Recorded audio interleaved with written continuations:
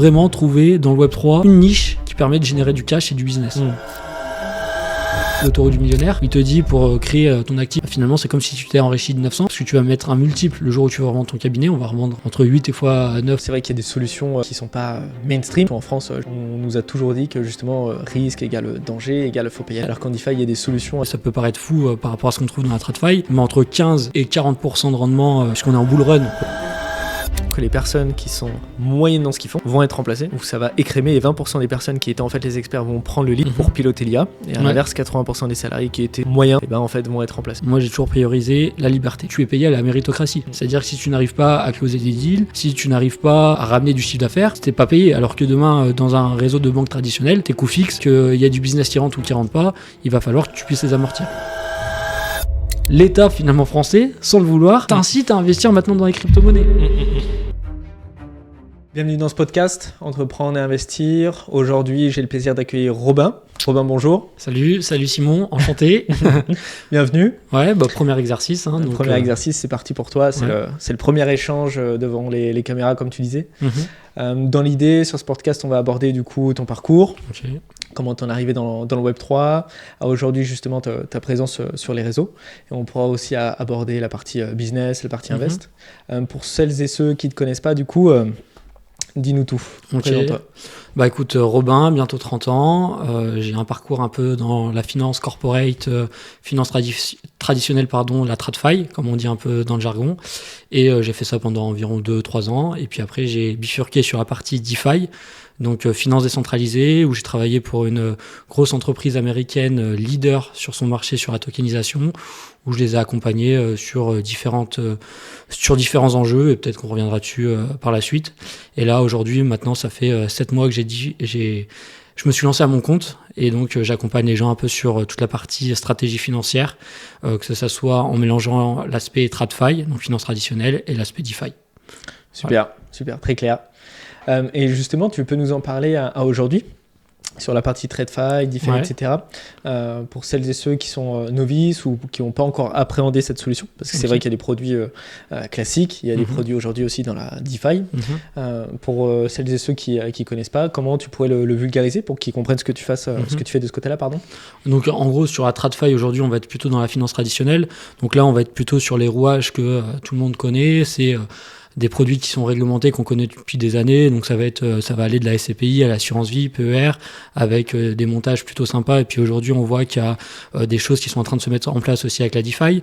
Donc sur la partie TradFi, on va plutôt jouer sur des leviers, optimisation de la fiscalité, jouer sur le levier du crédit, des leviers qu'on ne peut pas avoir aujourd'hui dans la finance décentralisée, même si c'est en train d'arriver, puisqu'on a un mariage qui est en train de se faire entre la DeFi et la TradFi, et donc dans la finance décentralisée, on va être plutôt sur une approche, cette fois-ci anglo-saxonne, donc basé sur la performance, aller chercher du rendement sur ton capital, aller chercher un revenu passif, et on va pouvoir moins aller optimiser d'autres variables comme l'effet de levier du crédit ou comme la fiscalité par exemple. Donc ça va être un peu sur les deux variables sur lesquelles on va pouvoir jouer. Et aujourd'hui, on va dire que les conseillers financiers ou les gestionnaires de patrimoine classiques sont très bons sur la partie TradFi. Les gens du Web3 sont très bons sur la partie Web3 DeFi, crypto. Et on a très peu de personnes qui ont ces deux compétences et qui puissent avoir justement dans une stratégie financière ces deux bords. Et c'est ce que j'essaye d'apporter sur le marché. Intéressant. Et par exemple, si on devait mettre un exemple sur ce que tu fais en termes de rendement. Demain, je fais une bêtise, tu as ton avatar client typique qui vient. D'ailleurs, tu peux nous dire c'est quoi ton avatar client là-dessus, qu'est-ce que tu proposes en face de ça, par exemple, pour imager? Alors là, maintenant, je commence à bien identifier mon avatar client au fur et à mesure des mois. Donc sur la partie DeFi, là, comme dans la DeFi, on n'a pas d'intermédiaire, tu vas plutôt facturer de l'honoraire. Et donc là, en fonction de mon taux horaire, c'est plutôt des Suisses qui sont intéressés, par exemple, par rapport à mon taux horaire. Ils me prennent directement 4-6 heures de coaching et même un peu plus parce que ils ont des patrimoines un peu plus importants. Et donc, ce que je peux leur apporter en 1 heure, 5 heures, 6 heures de temps, ils s'y retrouvent tout de suite. Alors qu'aujourd'hui, sur le marché français, mon taux horaire est peut-être un peu élevé pour certaines personnes. Et donc, sur le marché français, c'est plutôt des personnes qui vont être intéressées par la partie TradFi, puisque souvent, aujourd'hui, dans la partie TradFi, tu vas utiliser des intermédiaires, donc des assureurs, des SCPI qui vont pouvoir te rémunérer, et donc tu vas pouvoir apporter le conseil gratuitement, et donc après c'est par rapport à ton encours qu'on dit sous gestion, où tu vas être rémunéré. Donc j'ai 2 avatars qui commencent vraiment cette fois-ci à se dessiner. DeFi, plutôt des gens qui ont un gros patrimoine, qui veulent, on va dire, mettre les mains dans le cambouis, le gérer par eux-mêmes. Et sur la partie TradFi, où c'est plutôt des gens où on définit avec eux leur stratégie, et après, elle est sous autopilote, quoi. Ok, très clair. Et en termes de rendement, parce que c'est vrai qu'il y a des produits TradFi, comme tu le dis, des produits DeFi. C'est vrai qu'il y a des solutions qui ne sont pas mainstream. C'est vrai qu'il y a des produits qui existent à part entière. Et en francophonie, ou du moins surtout en France, je vais parler de ce que je connais pour le coup, on nous a toujours dit que justement risque égale danger égale faut pas y aller.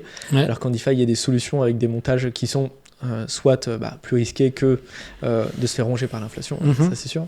Mais il y a des rendements qui s'y affairent qui sont pas négligeables. Et c'est vrai que pour se diversifier, comme on disait, c'était potentiellement intéressant. Tu peux nous en dire plus de ce côté-là ? Alors sur la partie DeFi, aujourd'hui, en fait, on est sur un marché de niche encore.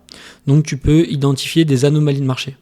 Donc moi, ma stratégie, je me suis vraiment spécialisé sur les anomalies de marché et aller sur des stratégies où tu as un risque-rendement qui est très intéressant. Aujourd'hui, tu vois, ça va faire 4 ans que j'utilise ces stratégies dans la DeFi. J'ai jamais connu de hack, de perte en capital, parce que j'analyse toutes les composantes pour essayer de trouver le meilleur risque-rendement. Aujourd'hui, avec les conditions actuelles du marché, tu peux aller chercher, ça peut paraître fou par rapport à ce qu'on trouve dans la TradFi, mais entre 15 et 40% de rendement en fonction des conditions du marché. Et là, puisqu'on est en bull run, potentiellement, on a aussi des taux qui sont un peu plus intéressants. Mais même en période de bear, tu vois, sur du stablecoin, donc stablecoin, pour ceux qui ne connaissent pas cette notion, mais c'est des tokens, des cryptos qui sont adossés à une devise, par exemple au dollar, à l'euro, donc c'est quelque chose de stable, moins volatile. Et ben, tu vas pouvoir aller chercher potentiellement ce que je te disais, du 15-20%, tout en comprenant les risques. Pour moi, c'est super important. Et tout en comprenant comment la valeur économique va être créée pour pas être sur un système de Ponzi comme on pourrait le voir, et c'est vraiment de comprendre ses tenants et ses aboutissants, quoi. Ouais, parce que comme tu le disais, c'est vrai que quand on entend 15-40%, on pense tout de suite à une pyramide de Ponzi. Parce que ça en a tout l'air vu de l'extérieur. En fait, quand tu regardes intrinsèquement, tu analyses justement une opportunité comme une entreprise classique, parce que à part ton parcours pro, et tu pourrais nous en dire plus, et tu arrives à voir justement comment ils gagnent de l'argent, comment ils redistribuent la valeur avec ça concrètement. Et là, tu vois, je vais juste te donner un exemple concret. Sur la blockchain Gnosis, donc c'est une blockchain, tu vas avoir Gnosis qui se spécialise pour proposer des solutions de paiement ou amener la finance traditionnelle dessus. Et donc là, j'ai pas ma carte bancaire à côté de moi, mais par exemple, tu peux avoir une carte où tu vas pouvoir mettre par exemple des euros, ce qu'on appelle des euroi directement sur ta carte bancaire. Et tu vas par exemple avoir un wallet qui va te permettre de stocker des dollars sur une sorte de compte épargne. Tu vas être rémunéré 7% sur tes dollars, mais au moment où tu vas vouloir utiliser ces dollars pour payer, il va falloir que tu les convertisses en euros. Et toi, tu peux devenir ce qu'on appelle un apporteur de liquidité pour fluidifier ce marché d'échange. Et en ce moment, déjà, avec ce qui se passe au niveau économique, tu as une forte volatilité sur l'euro-dollar. Tu as des gens qui vont faire ce transfert dollar-euro. Donc, tu as énormément de volume. On est à plus de 10 millions d'échanges par jour sur une pool où il y a des apporteurs d'affaires de liquidité, des apporteurs de liquidité, comme on dit, qui ont eu environ 3 millions. Et donc, nous, on collecte ces frais-là. Et là, tu vois, je regardais ce matin avant qu'on tourne, sur ces stratégies, en ce moment, on tourne à 50% de rendement. Mais on sait exactement d'où vient le rendement. C'est grâce à ces échanges-là, puisque nous, on fluidifie le marché sur le marché du FX, le marché du Forex, pour que des gens puissent dépenser leur capital, leur rente et faire ces échanges euro-dollar. Et aussi la volatilité en ce moment, où ce matin, je crois que l'euro était remonté à 1,07, alors qu'il y a un mois et demi, on était quasiment à 1 pour 1. Donc tu vois, cette volatilité, et nous, on est encore une fois, ce que j'aime bien dire, des vendeurs de pelles et des pioches. C'est-à-dire qu'on va justement apporter de la liquidité pour des gens qui font après de la spéculation. Moi, je suis pas un spéculateur, c'est que je fournis la liquidité, on est rémunéré pour ça. Et là, on est sur une anomalie de marché, puisqu'on est que sur 3 millions de liquidité, alors qu'il y a des volumes de 10-15 millions qui sont faits sur cette pool-là. Donc voilà, c'est une anomalie que je voulais, par exemple... c'est une bonne image, c'est une bonne métaphore, ça permet de vraiment comprendre le système, comment tu fonctionnes avec ça. Et... tout à l'heure, tu nous disais justement que tu avais un parcours dans le Web3. Tu peux nous en dire plus justement, parce que c'est vrai que dès qu'on entend quelqu'un dire 15, il fait 15-40%, forcément, on peut lui dire, en plus, il ose aborder la pyramide de Ponzi, il cite 15-40%, mais qui est cette personne qui en parle ? Non, c'est construit, c'est fondé, tu as un parcours dedans, tu peux, pour celles et ceux qui ne te connaissent pas, en dire plus ? Ouais, donc avant d'aller dans le Web3, j'étais dans la finance trad, commissaire aux comptes. Donc mon job, c'était d'auditer les boîtes du CAC 40 ou des grosses boîtes du SBF 120 par exemple en France. Et du coup, donc je comprends un peu toutes les mécaniques.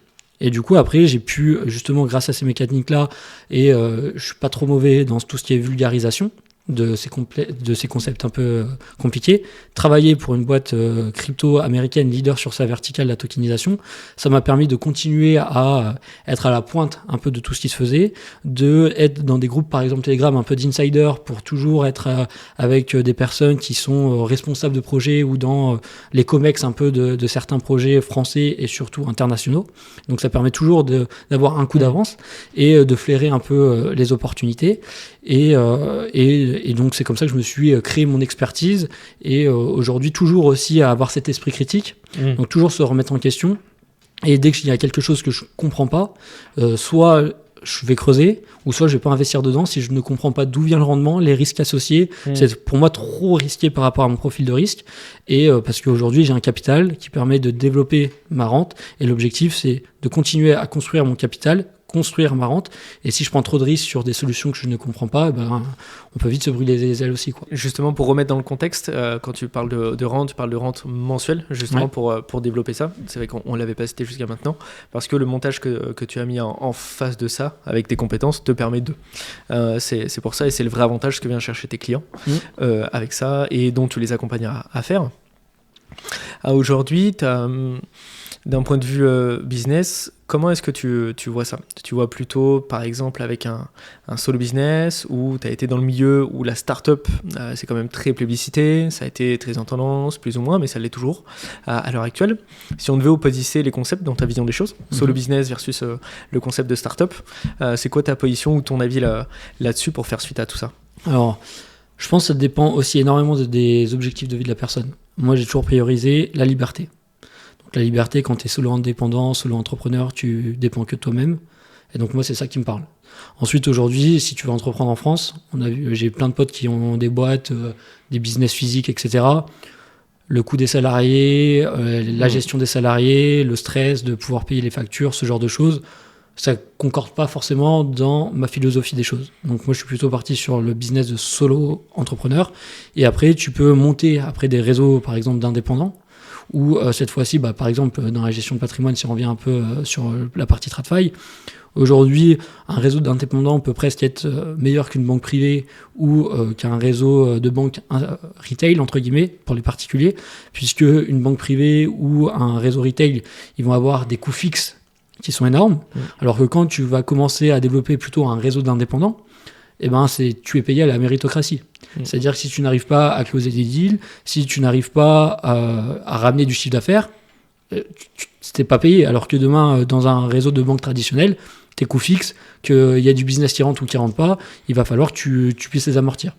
Donc pour toutes ces raisons-là, moi aujourd'hui, j'ai plutôt envie de partir sur un solo business et de pouvoir grossir quand même avec potentiellement des freelances, un réseau d'indépendants. Et aussi, quand tu pars sur souvent le modèle startup, tu vas souvent faire une levée de fonds, VC, tu perds ta liberté, puisqu'après tu dois rendre des comptes aussi à tes investisseurs. Et donc moi, j'ai toujours modelé ma vie pour avoir cette liberté. Et aujourd'hui, je pense qu'avec l'IA qui arrive et tout ce genre de choses, tout la crypto, l'IA, etc., je pense que tu peux monter réellement une boîte sans beaucoup de salariés ou juste avec des indépendants et tu te redistribues la valeur en fonction de ce que tu arrives à apporter. En tout cas, c'est la voie que je suis en train de prendre depuis 6 mois, quoi. Ouais. Ça fait sens et c'est vrai qu'il y a des grosses évolutions du côté de l'IA. Et après, sur la partie startup, on évoquait, c'est quelque chose aussi qui t'aurait plu de développer si tu as vu le projet, etc. Et c'est vrai que le fameux projet qui nous anime est toujours difficile à venir parce qu'on n'a jamais l'idée, on se lève pas un matin avec la meilleure idée, comme on disait. Si tu serais parti dans cette condition, disons, toi qui as été dans l'écosystème Web3, etc., si demain tu devais avoir la startup, comme on dit, ce serait quoi pour toi une bonne startup, justement ? Franchement, je pense qu'il faut être vraiment sharp sur les coûts, tout maîtriser, rester en une petite team. Tu vois, il y avait un grand français là, qui a lancé une nouvelle startup dans le Web3. Ils sont en train de générer des millions, ils sont même pas 10. Tu regardes la startup du USDT, maintenant c'est plus une startup, mais ils génèrent je sais plus combien de milliards. Je crois que c'est la boîte la plus profitable par le nombre de salariés. Donc USDT est la boîte de Tether. Donc je pense qu'il faut vraiment, dans le Web3 maintenant, trouver la bonne idée, Je le vois dans tous mes potes, même qui sont devs. Avec l'IA, nous, on comprend rien au dev, donc ils te disent ça leur prend 2 jours, mais finalement, ça leur prend une demi-journée. Donc vraiment trouver des gens qui pourraient être incentivés aussi au capital en prenant tout de suite rapidement des parts dans la boîte pour que tout le monde ait la même direction. Et après, vraiment trouver dans le Web3 une niche qui permet de générer du cash et du business. Parce que tu vois, là, il y en a qui lèvent un peu sur la sphère francophone française, ils ont déjà 100 millions sous gestion, mais quand tu regardes les frais qu'ils prennent ou quoi, ils font en bénéfice, ils vont faire 50 000, 100 000, 100 millions déjà sous gestion. Il faut qu'ils arrivent à quoi pour scale? Il faut qu'ils arrivent à 1 milliard, 2-3 milliards. Donc tu peux avoir la bonne idée, mais si elle n'est pas rentable, c'est compliqué de se relancer sur le sujet, quoi. Ouais. Et donc après, maîtriser les coûts. Puis toi, après, c'est un peu ton expertise aussi. T'accompagnes justement un peu les boîtes un peu à structurer leur croissance. Et toi, tu dois avoir aussi une bonne vision de la chose, quoi. Ouais, tout à fait, comme on disait en off. Et c'est ce que tu avais noté aussi. C'est tout ce qui est de la partie coût d'acquisition client, MRR, ARR, et de l'autre côté, la partie surtout la LTV, et le taux de churn. Plus le taux de churn est bas, plus la viabilité est bonne, et ça veut dire que le produit est bon. Et à l'inverse, si ça explose de ce côté-là, mais que ça rentre fort, c'est que le marketing est trop bon par rapport au produit et que ça va pas du tout. Et c'est vrai que c'est très complexe par chaque société.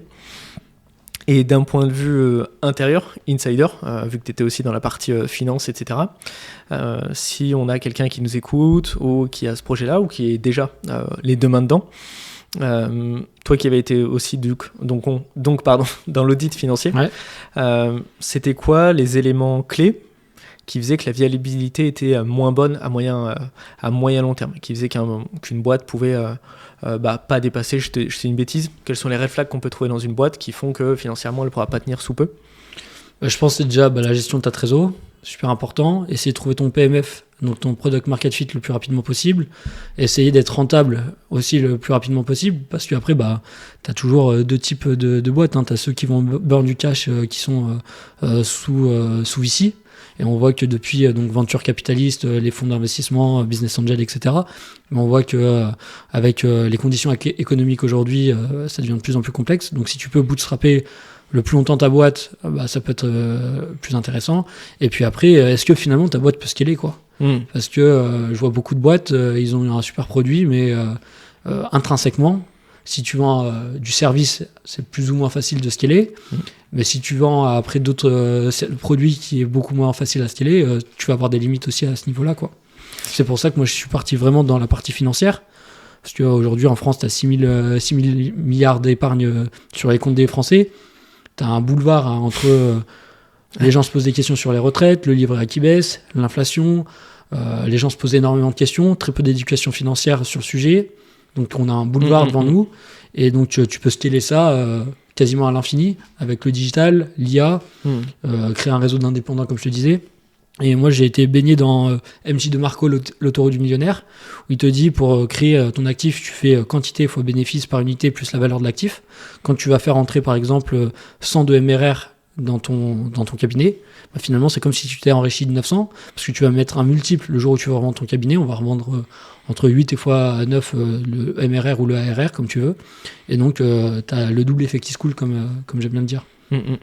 Et ça, c'est ultra puissant, c'est-à-dire que pour les personnes qui sont pas forcément dans le jargon, c'est normalement les personnes qui nous regardent connaissent ces termes-là, mais c'est quand même ultra puissant. C'est-à-dire que si par exemple tu as une boîte qui va faire 100 000 euros profit margin et en plus que ce soit en MRR, faut bien se rendre compte que ça a une valeur intrinsèque à hauteur du coût de x9, c'est-à-dire tout juste le 1 million d'euros par exemple, c'est-à-dire 900 000.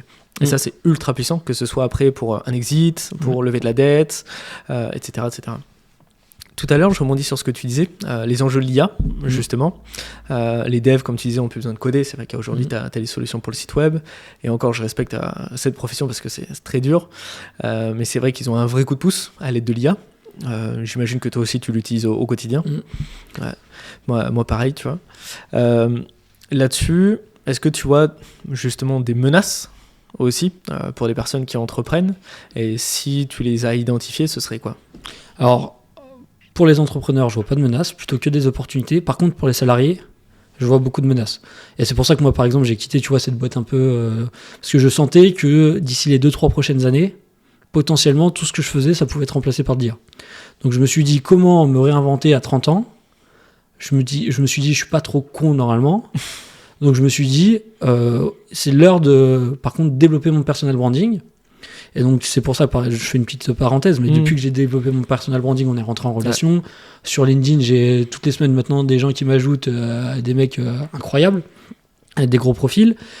Et donc pour l'entrepreneur, je pense que l'IA, et même pour les solo entrepreneurs, ça va être un truc de fou parce qu'ils vont pouvoir quasiment tout gérer.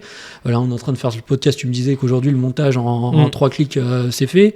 Donc même les vidéastes, les vidéomakers, ils ont du souci un peu à se faire, ceux qui se mettent à l'IA. Moi, quand j'étais auditeur financier, quand je vois ce que je faisais dans les 3 ans, quasiment 90% de ce que je faisais, ça va pouvoir être automatisé.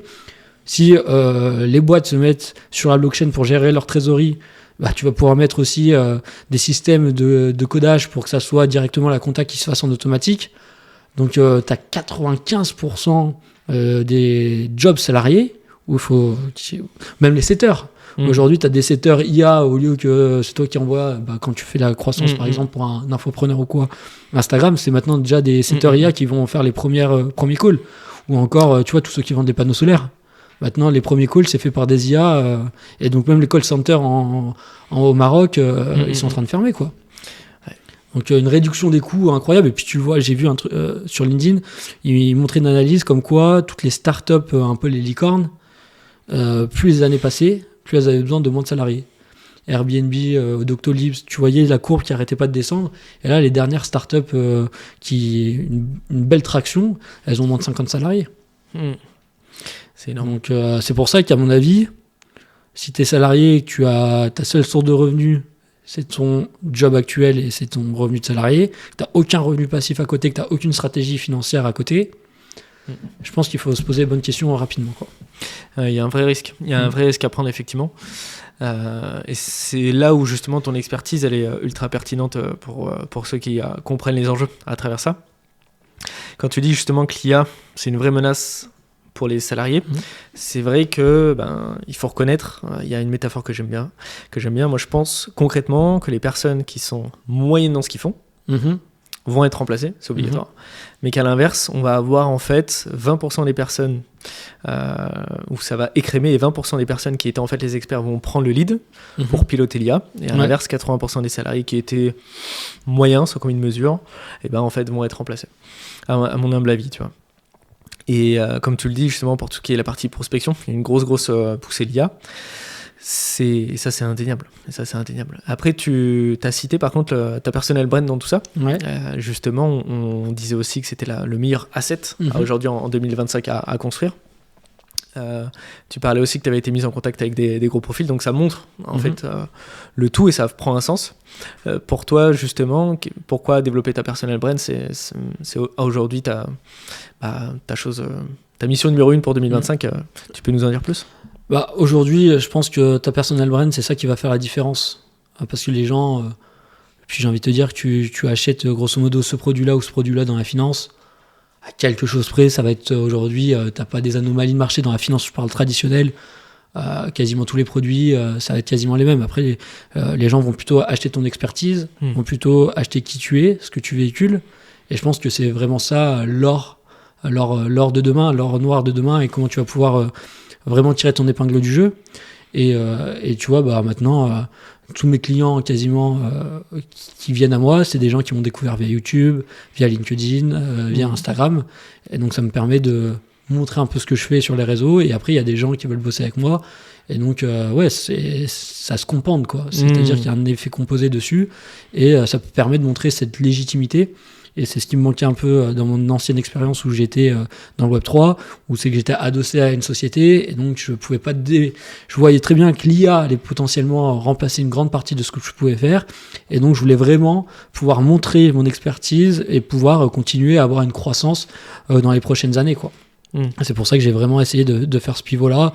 Et aujourd'hui, je pense qu'entre la TradFi et la DeFi, aujourd'hui, j'ai une belle corde à mon arc. Ouais, c'est sûr. Et ça fait maintenant un petit moment que tu t'es lancé en tant qu'indépendant. Tu as fait ta personal brand du coup depuis 6 mois. Tu partages du contenu et c'est comme ça que je t'ai connu. Il y a eu un vrai avant-après. Et c'est vrai que Je pense que c'est vraiment un indispensable. Comme tu le disais, c'est vraiment de l'or noir, c'est un asset.